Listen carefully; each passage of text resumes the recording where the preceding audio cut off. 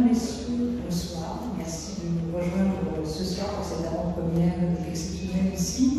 Nous sommes bien sûr accueillis par le président de l'Institut de paléontologie humaine, M. Henri Delonnet, qui nous fait le plaisir de nous dire un petit mot avant de commencer. Et puis ensuite, nous aurons un petit mot également de la part donc, de Sophie Jalot, productrice de ce documentaire pour la Société de la Media, M.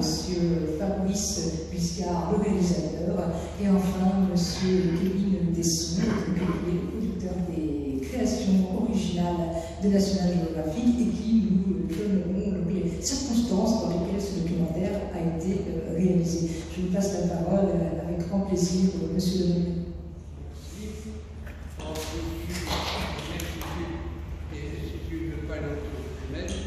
Fondation Albert.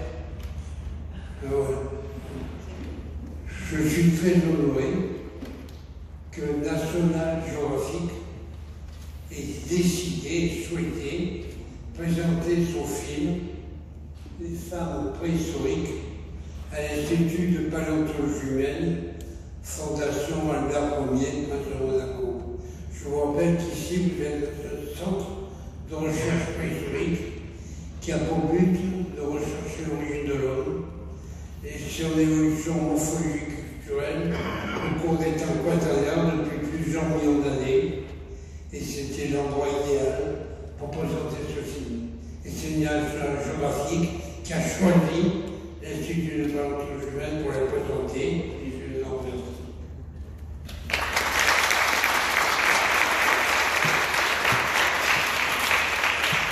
Merci beaucoup, Monsieur Delonnet, et merci aussi de nous avoir choisi, de nous avoir permis de faire ce film, parce que vous avez beaucoup aidé. Vous avez été formidable dans cette aventure. C'est une aventure qui a été très complexe en réalité, parce que parler des femmes préhistoriques, c'est lever un tabou encore aujourd'hui, et c'est quelque chose que nous n'avions pas du tout envisagé au départ. Alors, merci à tous de votre présence ce soir. On a donc voulu faire ce film comme un film scientifique avant tout. Donc, ce soir, c'est la science qui parle, loin des préjugés. Voilà, c'est un film qui nous a mené aussi jusqu'au Pérou, donc dans la cordillère des Andes, vous allez voir, et qui, je l'espère, donnera des éléments de réponse, en tout cas, peut-être pas un portrait robot, mais des éléments de réponse sur ce que fut peut-être la femme préhistorique. Voilà. Et bonjour à tous.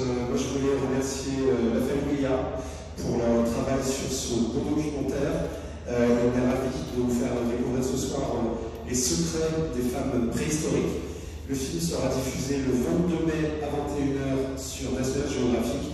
Et je remercie également tous les intervenants de ce documentaire qui nous ont permis de découvrir un peu, de percer tous ces secrets, et je vous souhaite une bonne projection à tous. Merci beaucoup.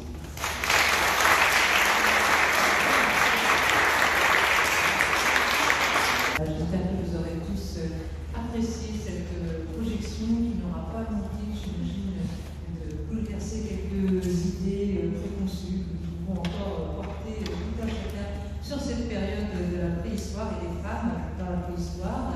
Et donc j'aimerais peut-être inviter trois protagonistes essentiels de ce documentaire à venir nous rejoindre pour pouvoir échanger quelques temps avec nous. Donc je vais vous demander si vous pouvez bien nous rejoindre ici à l'estrade, Madame Marie-Antoinette Delonnet, paléoanthropologue.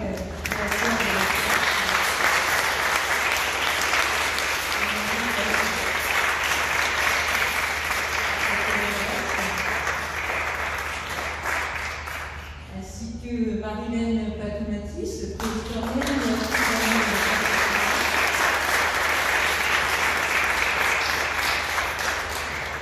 Et puis Clotilde Chamussi, diplômée d'archéologie, qui anime une chaîne dédiée à la préhistoire sur YouTube et qui nous a guidés parmi toutes ces découvertes incroyables à travers les âges et à travers les continents. Si vous voulez bien, mesdames, prendre place peut-être.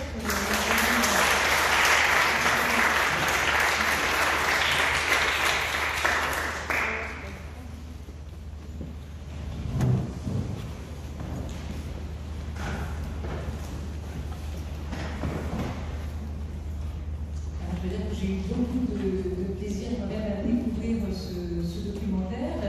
Et vous imaginez bien sûr que j'aurais pu vous poser énormément de questions. Alors j'ai essayé d'être un petit peu méthodique, pas aussi scientifique que vous, mais j'ai essayé de commencer par vous poser une question que j'espère certains partageront avec moi. Peut-être une question à chacune différente, puisque nous avons la chance aussi que vous soyez 3 femmes et que vous représentiez également 3 générations, ce qui est extrêmement intéressant. Alors, je vais commencer par vous, Madame Delaunay, si vous le voulez bien, puisque vous nous parlez avec une curiosité inentamée de cette surprise lorsque vous avez été donc amené à constater que peut-être l'homme de Menton était en réalité l'âme dite désormais du Cavillon.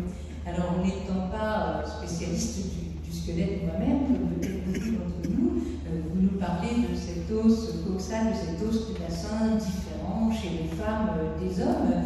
Et donc, j'aurais aimé savoir si nous le savons, cette différence, depuis longtemps, si un homme plus attentif aurait pu le remarquer, ou si c'est une découverte fortuite. J'aurais déjà envie d'en savoir plus sur cet élément, bien sûr, si vous voulez bien nous répondre. Oui, la différence sexuelle au niveau de l'os coxal, l'os du bassin, est connue depuis quand même assez longtemps. Et les anthropologues, comme Broca par exemple, connaissaient bien la différence. Et même en médecine légale, c'est un élément qui est très utilisé. Quand on a un squelette dont il faut déterminer le sexe, c'est l'os coxal qui est l'os le meilleur pour apporter une différence sexuelle. Alors, ce fameux squelette de l'homme dit de Menton s'est trouvé recueilli au musée de l'homme. En fait, il avait été découvert dans la grotte du Cavillon près de Menton, mais sur la commune de Grimaldi, en Italie. Mais à l'époque, les grandes découvertes étaient toutes transportées dans les capitales.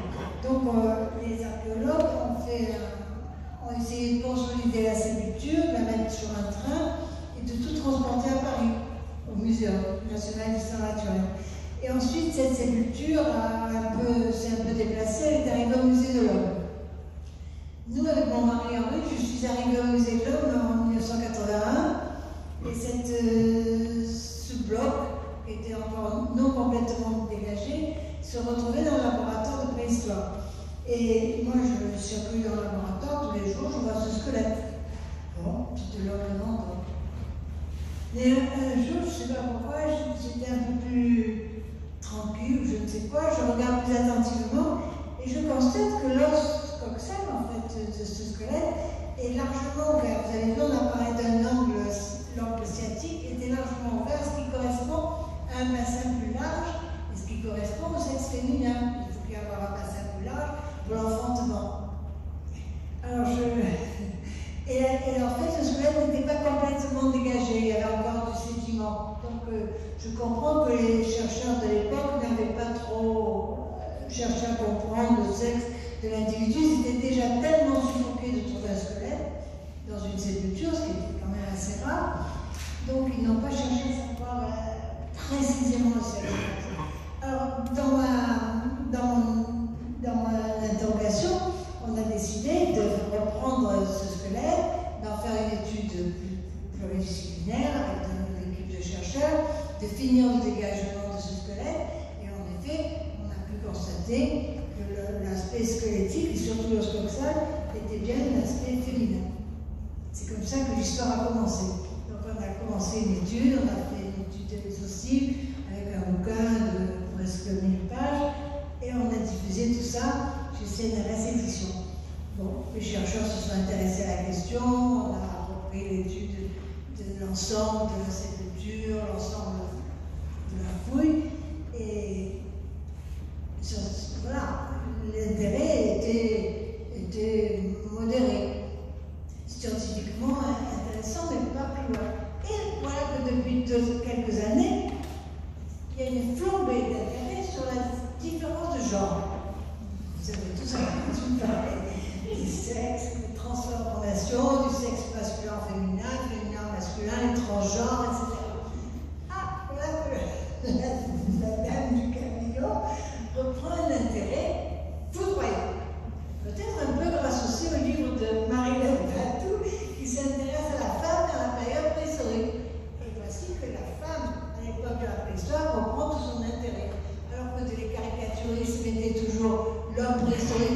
certains par les cheveux, vous avez toujours ces caricatures, il n'y en était plus du tout la même chose. Maintenant, nous avions une femme dans la grotte du Cavillon, dans une sépulture magnifique, couverte d'encre rouge, avec une décoration magnifique de coiffe vraiment préparée pour son enterrement. Donc il s'agissait du personnage important, et comme je le dis en début du film, un personnage important à l'époque, c'est un chef, qu'est-ce que c'est un homme. Or maintenant, c'est plus du tout la même chose. Un personnage important, ça peut être une femme. Merci beaucoup. Alors c'est vrai que vous êtes allé très très vite, parce que là vous êtes passé de la dame de Cavillon à Butou, donc on va peut-être revenir un tout petit peu en arrière, et bien sûr nous allons ensuite avec Marilène. Je voulais juste vous poser justement une autre petite question par rapport à cette découverte. Vous-même, vous en avez été la première surprise et vous avez eu du mal à convaincre votre entourage et l'entourage scientifique, ou ça s'est fait assez simplement? Non, je pense que dans notre communauté, en fait, dans notre pays, il n'y a pas eu de réticence à considérer qu'une femme pouvait avoir un rôle important dans les soins. Peut-être que dans d'autres communautés à l'étranger, c'était plus difficile, mais moi, je n'ai pas senti de réticence, pas du tout. Positif, mais moi, je vais dire avec M. Guillaume, peut-être. Je vais peut-être en effet poser une autre question, mais qui poursuit sur cette idée à Marilène Batou-Matisse. Vous avez en effet publié en 2020 cet ouvrage réjouissant L'homme préhistorique est aussi une femme, traduit en 8 langues, et vous travaillez actuellement sur d'autres projets dont vous parlerez peut-être. Mais j'avais envie de revenir avec vous sur ce moment dans ce documentaire auprès de Clotilde, où vous nous donnez un chiffre assez étourdissant du nombre de squelettes dont le genre n'est pas connu.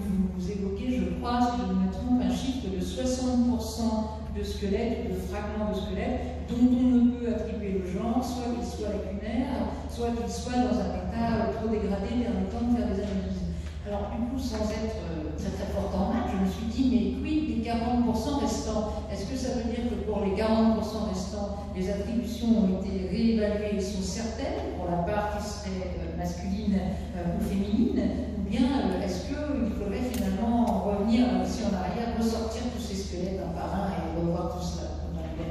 Non, c'est vrai qu'il y a une vraie difficulté, parce que malheureusement pour nous, il n'y a pas toujours de très beaux squelettes, magnifiques, bien conservés, ils sont souvent altérés, et c'est pour ça que les collègues anthropologues disent qu'en fin de compte, pour l'instant, les squelettes, il y a 60% sexuels, on ne peut pas savoir, et en plus, maintenant, nous pouvons faire l'ADN ancien, mais malheureusement, là aussi, on ne peut pas faire l'ADN ancien sur tous les squelettes, parce que si le collagène est altéré ou mal conservé, on ne peut pas le faire, donc on ne va pas pouvoir faire ça sur tous les squelettes, on peut le faire sur quelques-uns. Et donc dans les 40, c'est vrai qu'il y a quand même maintenant des études, justement grâce à des paléanthropologues comme Marie-Antoinette, qui font des études beaucoup plus poussées qu'avant, et sans a priori. Parce que le problème du Cavillon et d'autres, c'est que se basant soit sur la robustesse, alors vous avez vu tout le débat très intéressant dans ce film, au néolithique, mais qu'on pourrait mettre au paléolithique, notamment par exemple les Néandertaliens, et bien la robustesse, dès que c'était un squelette robuste, même si on n'avait pas de bassin, si on n'avait pas les éléments concluants, on mettait souvent du côté masculin. Ou autre chose qui arrivait pour l'homme de Menton, c'est parce qu'il avait une parure très importante, parce qu'il avait l'air d'être quelqu'un d'important, ça pouvait être qu'un homme. Et on a vu beaucoup comme ça, enfin beaucoup, en quelques-uns pour l'instant qui sont justement en train de changer de sexe, si je peux dire. C'est-à-dire qu'ils sont passés d'homme à femme et de femme à homme. Donc il y a une vraie vision, et ça c'est quand même très intéressant parce que ça enlève ces a priori. Parce que sinon, vous faites un raisonnement circulaire. Si vous dites, en fin de compte, si un riche mobilier, même si je ne suis pas sûre du squelette, du sexe du squelette, je l'attribue parce que c'est riche à un homme, ça c'est forcément, vous allez avoir toujours un mobilier plus riche dans les sépultures masculines. Donc c'est pour ça que c'est quand même important. Mais il y a des changements là. J'avais travaillé à Saint-Césaire, où on a une des dernières néandertaliennes, qu'on appelait gentiment Pierrette. Et bien Pierrette, peut-être serait Pierrot. Il y a un débat actuellement envoyé parce que justement, on revient sur ces études, et c'est pas facile. Et ce que je souhaite dire, c'est que Et grâce justement à des études comme ça, sans a priori, qui ont été faites sur les squelettes, notamment ici dans le menton, mais d'autres, sans a priori, c'est important parce que sinon, on fait des tas d'erreurs et je crois qu'on reste sur des présupposés et ça, je pense qu'il faut revoir ces questions. Ces humains préhistoriques sont des humains, c'est des humanités, mais différentes des vôtres. Et donc, il ne faut pas vouloir absolument qu'ils soient comme nous, c'est-à-dire que leur société soit la même que nous, qu'on leur mette notre système social, notamment plus d'occidentaux, qu'on les mette sur ces sociétés très éloignées.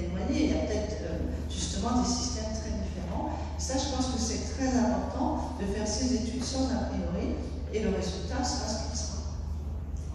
Alors, je voudrais ajouter que vous avez montré quelque chose de très intéressant dans le film, c'est la robustesse vérifiée en faisant des scanners, et on voit l'épaisseur de la corticale et sur un ossement, et la lumière pour la moelle intérieure de l'os, et le canal médulaire est réduit.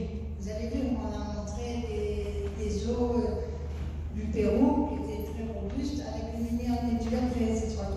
Or, ceci, on l'observe tout à fait, par exemple, pour les périodes antérieures plus vieilles que Néandertal, avant le Néandertal, les anténéandertaliens, les Homo erectus, ils ont tous des squelettes très robustes, avec une corticale très épaisse et un canal médulaire, la moitié du canal de la lumière actuelle.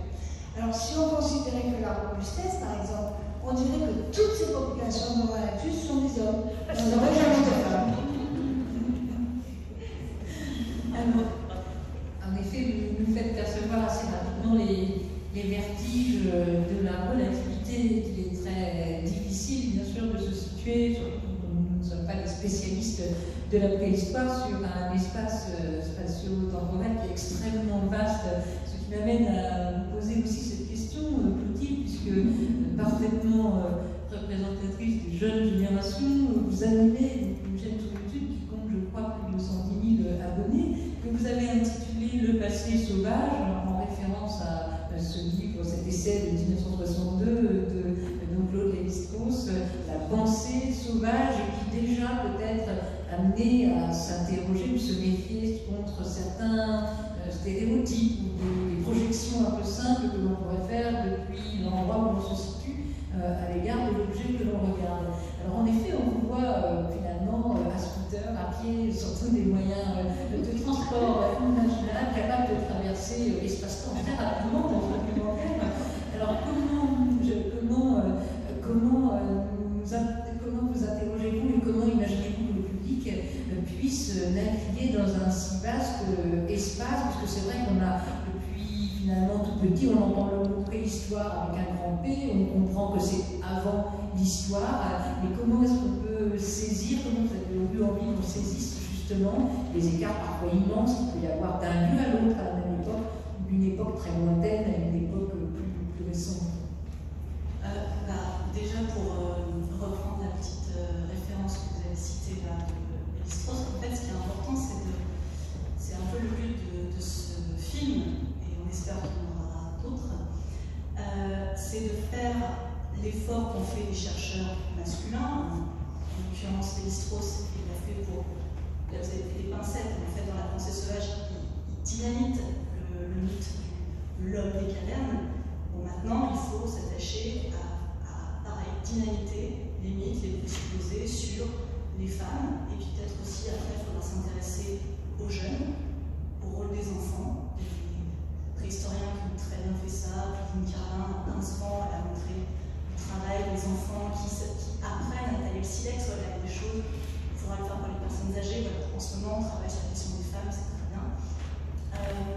Pour la question de comment appréhender, voilà, sur très très vaste. C'est vrai que là on a une chronologie qui est très très large.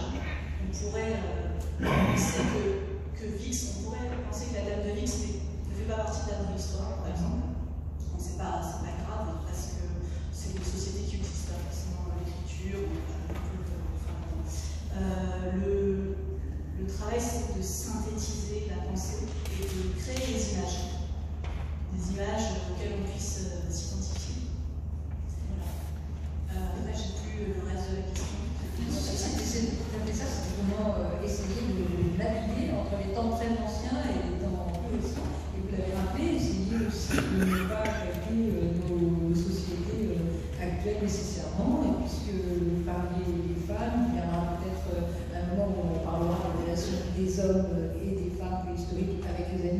semble que c'est peut-être votre recherche actuelle, si vous pouvez déjà nous dévoiler. Oui, je travaille beaucoup sur les comportements de subsistance, la chasse, etc., les animaux. Et c'est vrai que c'est un sujet très important, et d'ailleurs aussi les femmes par rapport à l'animal.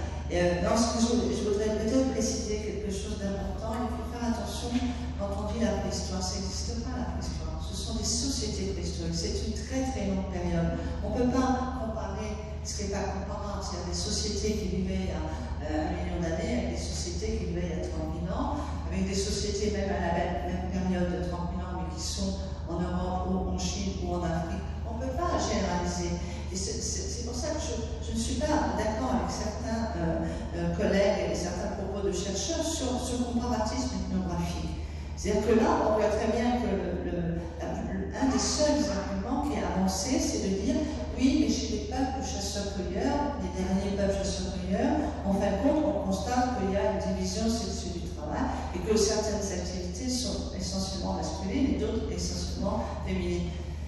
Oui et non, dans le sens où déjà, en plus, c'est généralisé, parce qu'il y a plein de sociétés où il y a eu des femmes qui ont chassé, et puis les peintures, surtout, il y a beaucoup de sociétés, les aborigènes d'Australie, c'est beaucoup les femmes chamanes qui peignent sur les parents. Bref, donc ça, et surtout, ce ne sont pas des reliques d'humains préhistoriques. Ça m'a fait penser à ça, justement, quand tu parlais de la pensée sauvage, tu parlais des histoires, c'est race et histoire, tous les peuples ont une histoire. Ces peuples-là, même s'ils ont gardé une économie de chasseurs-cueilleurs, ils ont 10 000 ans d'histoire, eux aussi, ils ne sont pas restés figés dans le temps, ils ont côtoyé d'autres populations. Moi, j'ai eu la chance de vivre chez les Sables du Canari, ils ont rencontré, c'était eux les autochtones, il y a eu des Bantous, il y a eu des Européens, et on a vu que leur société au niveau structure sociale et aussi leur pensée, leur cosmogonie a changé. Donc là aussi, je pense que c'est un biais méthodologique de vouloir absolument garder cet argument en disant non, les femmes ne chassent pas, parce que chez les peuples chasseurs-cueilleurs tribales, elles ne chassent pas. Donc je crois qu'il faut vraiment essayer de changer de perspective, parce que sinon, au niveau des preuves archéologiques scientifiques, c'est très difficile de savoir, par exemple, dans tel type de société, qui est-ce qui taillait les outils. On peut dire que c'est les hommes, mais on peut dire aussi que c'est les femmes, c'est peut-être les deux, etc. Donc on n'a pas de preuves archéologiques de cette division sexuelle du travail. Tout repose sur le comparatisme. Et moi, je trouve qu'au niveau éthique, en plus, de penser que ces peuples n'ont pas d'histoire, c'est quand même chez nous. Mais on découvre qu'il y a même des hommes qui passent aspirateur, donc pourquoi il y a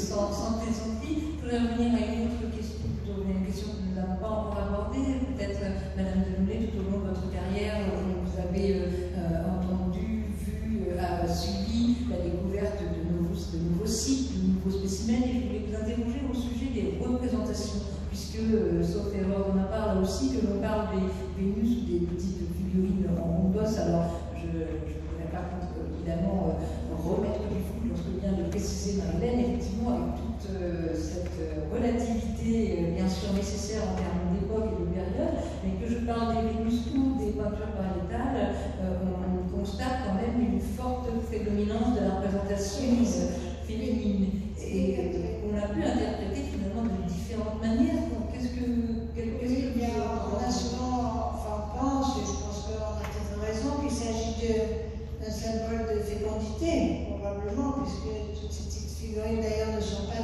parfaites, la représentation exacte de la femme. Si vous remarquez, il y a toujours une exagération des formes des seins, des fesses, la face, le crâne est tout petit.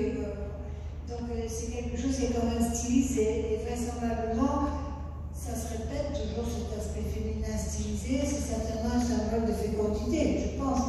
Alors il faut savoir quand même que la mortalité à l'époque préhistorique est assez importante.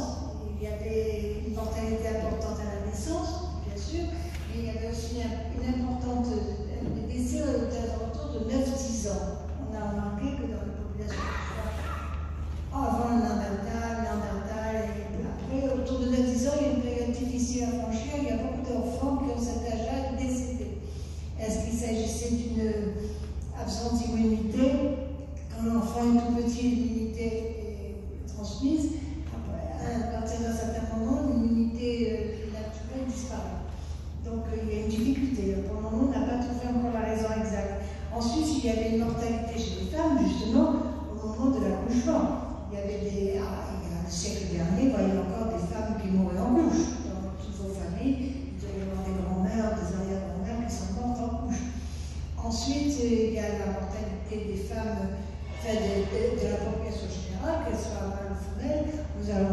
de 30-40 ans.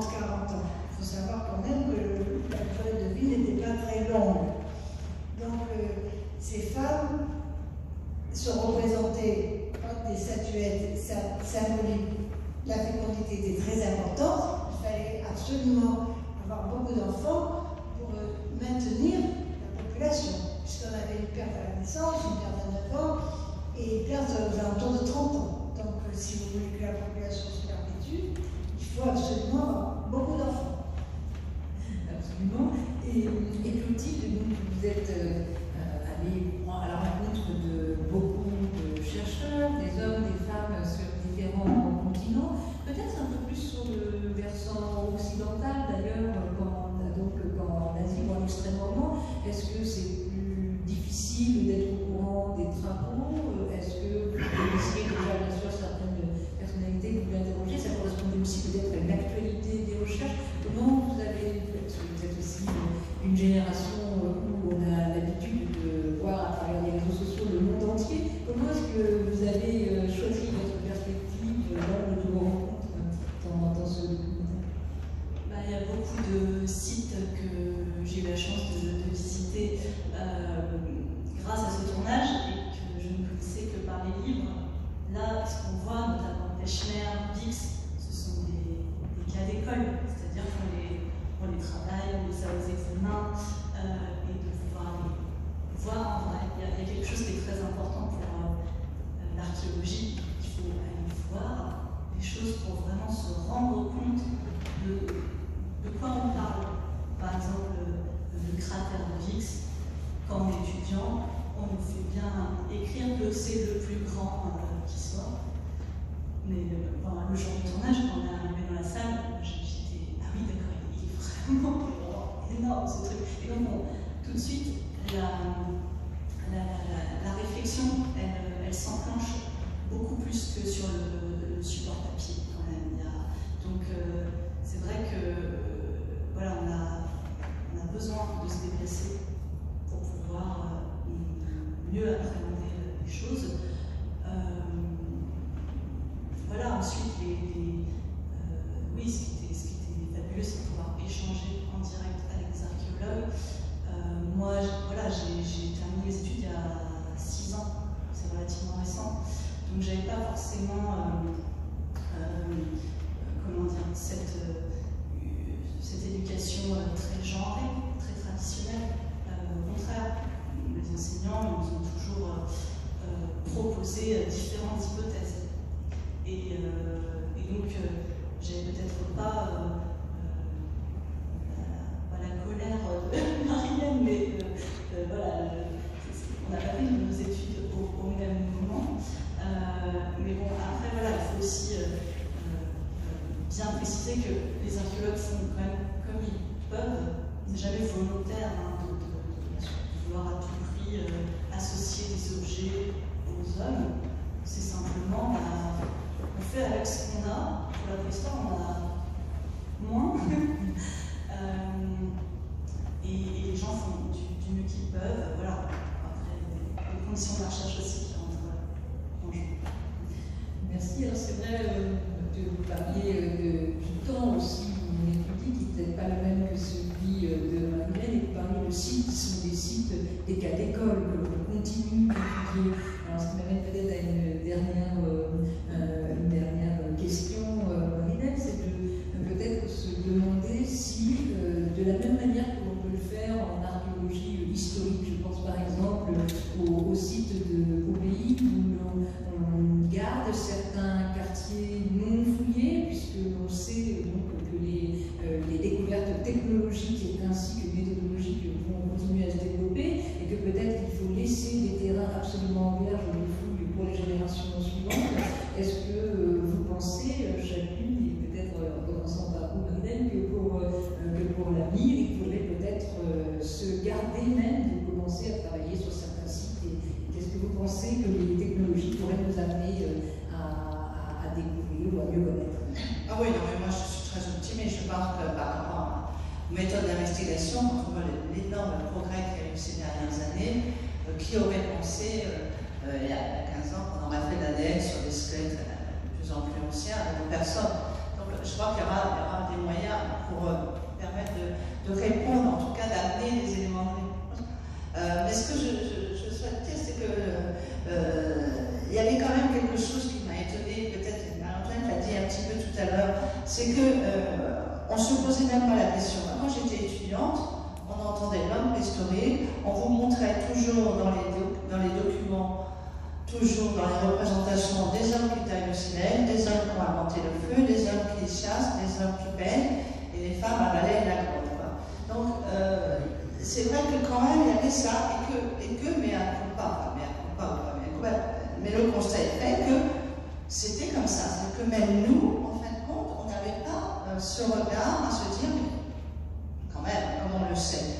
Et c'est quand on commence à s'interroger à ça, parce que la société s'interroge, il ne faut pas croire que les chercheurs, on est dans une tour d'ivoire, on ne voit rien.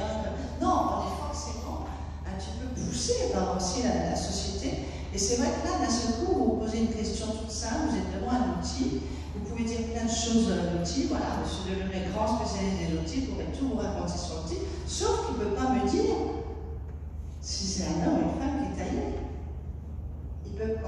Pour l'instant, on n'a pas de moyen de le montrer, donc on va dire oui, peut-être que dans les sociétés, quand même, des chasseurs-cueilleurs, c'est plutôt les hommes qui travaillent les matières dures, donc, mais ça, peut-être c'est la spéculation. Et donc, on ne se posait pas la question. Et je crois que c'est maintenant, assez récemment, qu'en fin de compte, on s'ouvre vers ça. Et justement, l'archéologue Caroline, dans le film, est une des premières thèses. Il faut voir que les premières thèses qui prennent en considération pour soit les femmes du néolithique, ça c'est un HDR avec un Ojbo, soit justement les femmes dans une période, on va dire, proto-historique, c'est après 2010. Je veux dire, c'est récent, c'est qu'avant, il n'y avait rien. On ne savait pas, donc, et dans toutes les représentations, regardez les documentaires avant récemment, notamment celui d'aujourd'hui, mais avant, dans tous les documentaires, vous pouvez les regarder, qu'est-ce qu'on voit? Les mêmes archétypes. Et ça, c'est quelque chose qui m'a frappé après quand on a travaillé sur ça. Et donc, ces précurseuses qui ont travaillé sur leur thèse ou leur mémoire d'ingénieur sur les femmes, c'est vraiment, elles n'étaient jamais sujets. Voilà. Et je pense que c'est aussi la société, et même nous, et mes pas, moi j'ai fait un livre sur l'ASPO, où j'ai mis des femmes qui chassent, parce que moi j'ai travaillé un peu sur ça, elles sont plus dures. Mais par exemple, ceux qui payent, parce que c'est pas moi, mais c'est mon ami qui a fait des illustrations, il peint, j'ai laissé passer le fait qu'il n'y a que des hommes qui ne font pas l'ASPO. Bon, vous voyez, il y a de ça 12 ans maintenant, je dis, je ne le ferai plus. Parce qu'on ne le sait pas. C'est-à-dire qu'il faut avoir l'honnêteté, c'est dur quand on est un chercheur, mais il y a plein de choses, on ne sait pas. On ne sait pas. Voilà. Mais ce qu'il faut dire aussi, c'est quand on ne sait pas, il ne faut pas dire forcément que c'est des hommes ou que ce sont les femmes. C'est que là aussi, il ne faut pas dire les femmes l'ont fait, les hommes n'ont rien fait, ça serait ridicule. Donc je crois que c'était un partage des compétences dans ces sociétés-là. Et je crois que c'est ça qu'il faut un petit peu se secouer. Je prends juste un exemple pour terminer qui m'a quand même frappé. On voit beaucoup Randias, et la publication qui est sortie, quand on a parlé dans les illustrations, ils ont illustré le fait que c'est une chasseuse. Donc elle chasse, l'illustration montre une chasseuse qui essaie de tuer donc une bigogne, et ils lui ont mis une tunique rose. Et je vous assure, une tunique rose. Alors que s'il y a 9000 ans, c'est de la laine de bigogne, vous voyez, le rose. Et là, les présupposés, les archétypes dans la tête, je trouve ça très intéressant. Voilà ce que je je crois que ce qui est intéressant actuellement, pendant longtemps, on a étudié la préhistoire, l'homme préhistorique avec un grand âge, c'était le substantif pour les femmes, sans chercher à comprendre quel était son mode de vie particulier. Puis petit à petit, on a cherché à savoir comment il se comportait, et maintenant, on commence à s'intéresser à la vie familiale, la vie en société. Et on commence à s'intéresser aux hommes, aux femmes et aux enfants. Car dans les habitats préhistoriques, on faisait pas attention apparemment.